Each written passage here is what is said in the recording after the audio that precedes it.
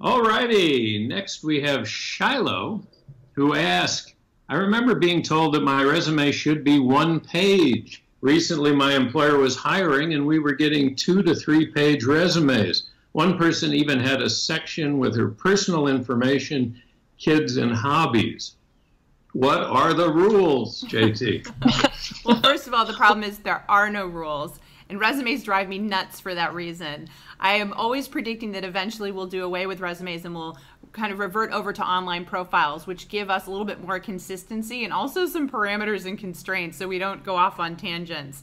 But that being said, we really do have some structure, some guidelines that you do need to consider with resumes these days.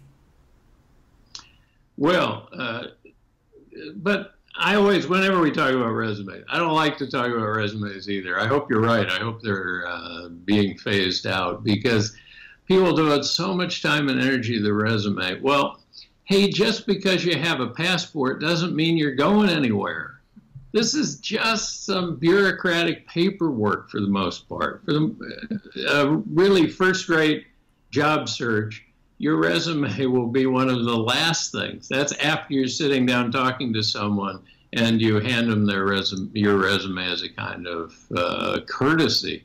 So I want you to not put too much emphasis on it. For me, hey, I don't think it matters if it's 1 or 2 pages. Well, does it matter to you, JT? Yeah, a little bit. I think the key here is that you're speaking my language, which is don't overdo it. Don't get so, verbose and crazy because nobody's going to read it. Studies show recruiters spend about 6 seconds on a resume. They really skim it.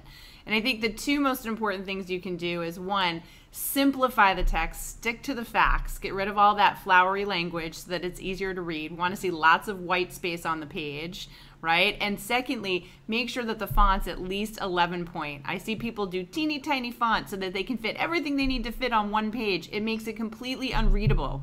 If you just follow those 2 formatting guidelines, you'll be much better off, which leads to your point. 1 to 2 pages, that seems fair to me. 3 pages is excessive.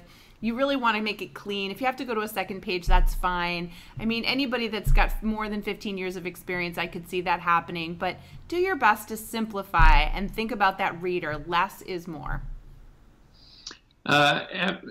Well, let me push back just a little on that less is more, because what you're talking about is that initial screening, and that's the primary use of a resume. And I've actually watched people sit with a stack of resumes and flip through them, and you're right, 6 seconds. These folks are just zipping through these, looking for a few key items. But then, when it comes time to actual interviews, there's a good chance that the person interviewing you uses your resume as a kind of aid to conversation, and they're going to be looking through it and asking you about things they see there. And at that point, it's not all bad if you list some hobbies, say, and they look and they say, oh, you play tennis, I play tennis. There's a chance for some of those little connections there. So I don't see that it hurts anything. And maybe you have a chance to make that personal connection. What do you think? You can do that, but remember you run the risk. Because if that person hates tennis, then that could be the very thing that doesn't get you the job, right? And we always say no matter what, avoid politics and religion on your resume as well. That at the very, very minimum. So again, I just come from the school of keep it to the facts. Let those things come out in the interview.